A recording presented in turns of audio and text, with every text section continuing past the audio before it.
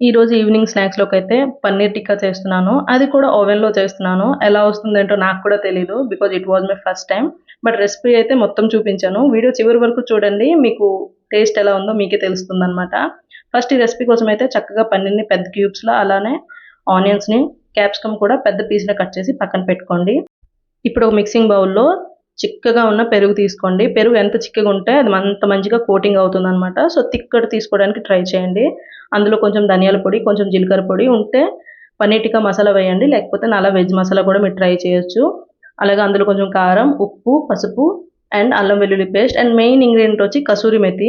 ఇది వేసుకుంటేనే restaurant style వస్తుందనమాట. సో, అది వేసుకొని లంప్స్ లేకుండా విస్కర్‌తో ఒక 5 మినిట్స్ మంచిగా బీట్ చేసుకోండి. మీరు ఎంత మంచిగా బీట్ చేస్తే లంప్స్ లేకుండా బాగా కలుస్తుందనమాట మసాలా.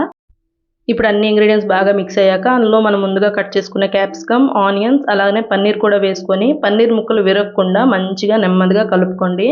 ఎంత నెమ్మదిగా కలుపుకుంటే అంత మంచిదనమాట. ఎందుకంటే పన్నీర్ సాఫ్ట్‌గా ఉంటుంది కదా! సో, ఇరిగిపోతాయి. తర్వాత అయితే ఫ్రిడ్జ్‌లో 1 అవర్ వరకు మ్యారినేట్ చేసుకోండి. టైం లేకపోతే హాఫ్ అన్ అవర్ మ్యారినేట్ చేసుకున్నా సరిపోతుందనమాట.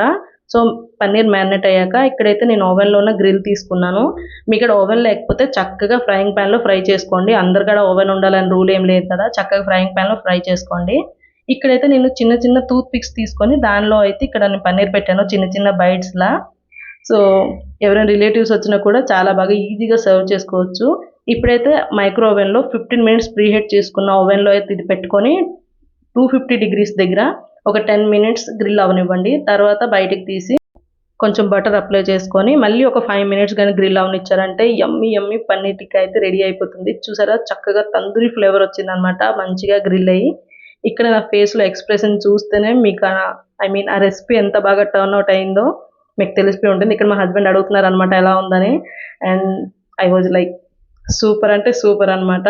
రెసిపీ అయితే సక్సెస్ అయింది. మీలో గాని ఎవ్వరైనా ట్రై చేయలే అనుకుంటే తప్పకుండా డెఫినెట్‌లీ ట్రై ఇట్. అండ్ మీకు గాని షార్ట్ నచ్చితే ఏం చేయాలో తెలుసు కదా! షార్ట్‌ని లైక్ చేసి ఛానెల్ సబ్స్క్రైబ్ చేసుకోండి. Thank you so much for watching. Bye.